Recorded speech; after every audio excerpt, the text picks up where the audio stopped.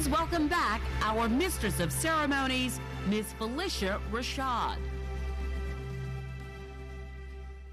The IAAM is an international museum, and we want to welcome our sisters and brothers from far-off places, which include Barbados, Ghana, and Belize. And to Elliot Menchenberg, a director from UNESCO, we thank you for coming. We welcome you. And now our next guest. Our next guest is a National Book Award winner for poetry, Conway, South Carolina native, and the John H. Bennett Jr. Chair in Creative Writing and Southern Letters at the University of South Carolina. Please welcome author and poet, Nikky Finney.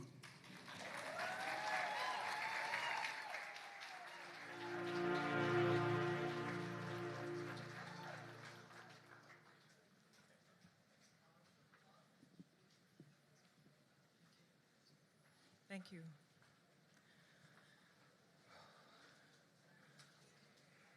One of our stories is a resistance story.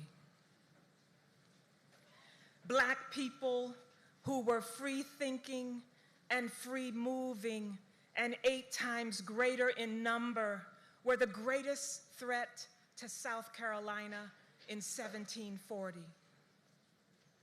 The outlandish Maroons of South Carolina.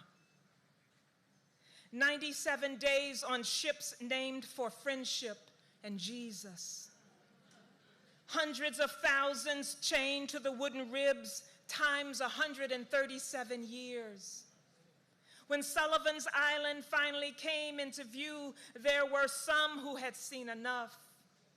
The forced feeding, the dysentery, the lightning pop of the cat o' nine tails, the young girls entered and exited like saloon doors, the fevered sharks in the waves. I said 97 days times 137 years, chained sideways on schooners named for friendship and Jesus. Soaked in human filth, they decided to escape to the wilderness before anything more could happen. Once on their feet, they threw their self-determined eyes out like fishing nets. The river oaks with their mossy hair beckoned.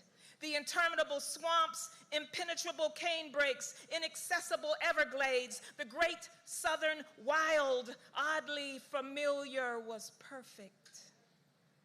The decision to run to the wilderness was fueled by the resolve to never be owned by anyone ever.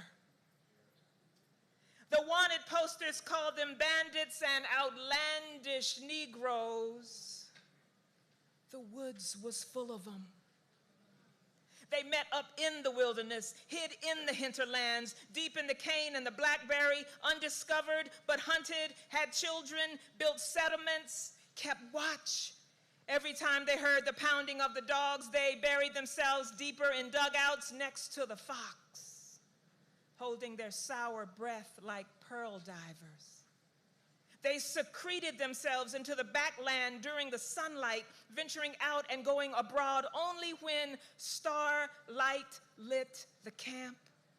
Rather than be enslaved, they turned into owls. The great dismal swamps named them after flowers that only opened to the moon. They stared up at Venus until Jupiter appeared, then threw back their heads to sketch the Big Dipper. They grew herbs, used barks and roots for medicine, collected black moss and seagrass for beds. Ingenious and dangerous.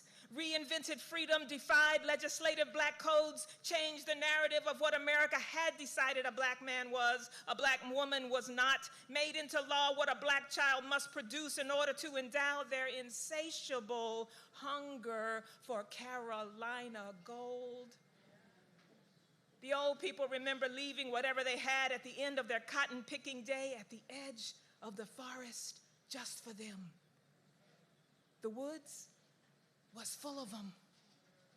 The outlandish, inventive, indigo-skinned maroons of South Carolina, self-confident, self-sufficient, prone to stealing pigs and cows from the big house in order to eat. Their lives had been stolen, but it was still their life to live. They refused to wait for Plessy versus Ferguson or Brown versus Board of Education or Malcolm or Martin or Mary McLeod Bethune. American justice was slow, improbable, undreamable, but even in the wild, there was news of Stono.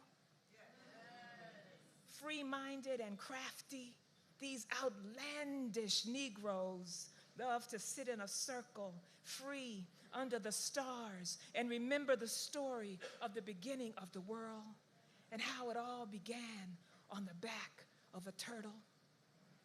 The woods was full of them.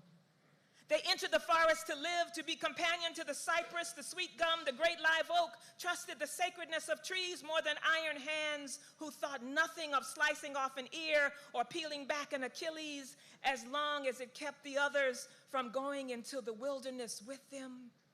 Inside the song of the ivory-billed woodpecker, or curled around the velvet skin of the crepe myrtle, or draped alongside the firefly in bouquets of yellow jasmine, they prayed, whispered to their tree gods, opened their hands, closed their eyes to the rain spirits. The invention of how to steal away was born there.